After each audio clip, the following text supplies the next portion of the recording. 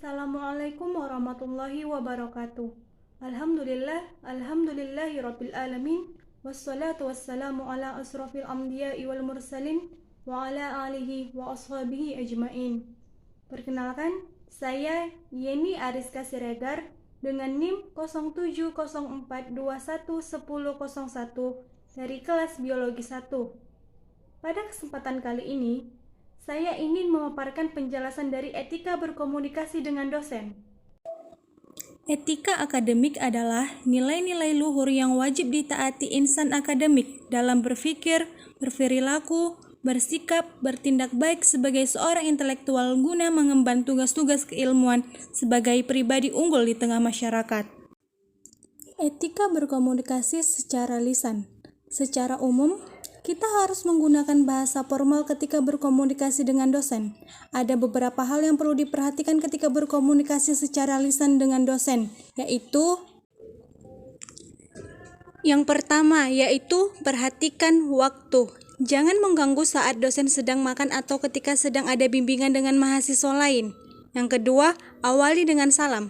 Ucapkan salam atau kata sapaan yang sopan. Contoh, Assalamualaikum atau selamat pagi ibu atau bapak. Atau lebih baik jika kita menjabat tangan atau mencium tangan mereka atau disebut dengan salim. Hal ini akan memberikan kesan santun kepada sang dosen. Ketiga, ucapkan kata maaf. Mengucapkan kata maaf tidak selalu berarti mahasiswa memiliki salah.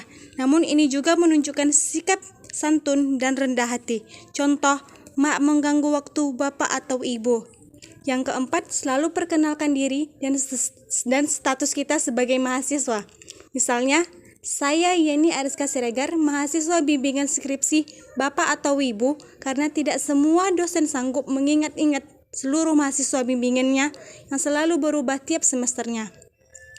Yang kelima, gunakan bahasa yang formal. Berkomunikasilah dengan bahasa yang formal dan sopan. Jika kita ingin menyampaikan sesuatu, sampaikanlah dengan sopan dan jangan terkesan memerintah atau memaksa dosen. Yang keenam yaitu menjelaskan keperluan kita.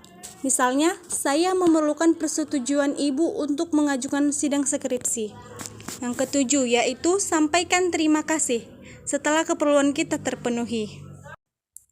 Etika berkomunikasi dengan dosen secara online. Ketika menghubungi dosen, mahasiswa harus memperhatikan aturan-aturan tertentu supaya jangan sampai dianggap tidak sopan. Ada beberapa hal yang perlu diperhatikan ketika berkomunikasi dengan dosen secara online, yaitu 1. Menghubungi dosen di jam kerja. Terkadang tidak memperhatikan waktu ketika menghubungi dosen, seringkali menghubungi dosen saat sebelum jam kerja atau bahkan lewat jam kerja.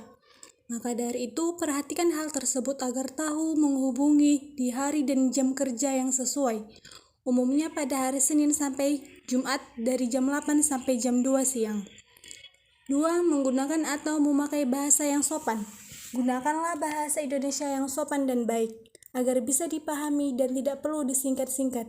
Jangan lupa untuk menyertakan salam pembuka seperti Assalamualaikum, selamat pagi, atau selamat siang. Ketiga, memperkenalkan diri. Sebelum menyampaikan maksud dan tujuan, sertakan nama, kelas, atau nama program studi apa. Hal ini memudahkan dosen menjawab pertanyaan kita, karena bisa jadi dosen yang mengajar lebih dari satu kelas atau mata kuliah. Yang keempat yaitu menyampaikan pertanyaan secara jelas dan ringkas. Jangan menuliskan pesan yang terlalu panjang, langsung saja ke poin yang inti dan ringkas agar bisa mengetahui maksud dan tujuan pertanyaan kita. Yang kelima, jangan mengirim pesan berulang secara terus-menerus. Jangan mengirimkan pesan berulang secara terus-menerus ketika belum dijawab oleh dosen. Jika tidak dibalas dalam waktu yang lama, kita boleh mengirimkan pesan ulang dengan jeda waktu yang tepat dan memperhatikan tata bahasa yang baik dan sopan. Yang keenam, menyesuaikan kebijakan aplikasi yang digunakan dosen. Dosen memiliki berbagai kebijakan dalam menggunakan media aplikasi untuk berkomunikasi dengan mahasiswanya. Ada yang tidak suka menerima panggilan dari kontak tanpa nama. Jika begitu, mahasiswa sebaiknya menghubungi dosen pesan WhatsApp sebelum menelpon dosen.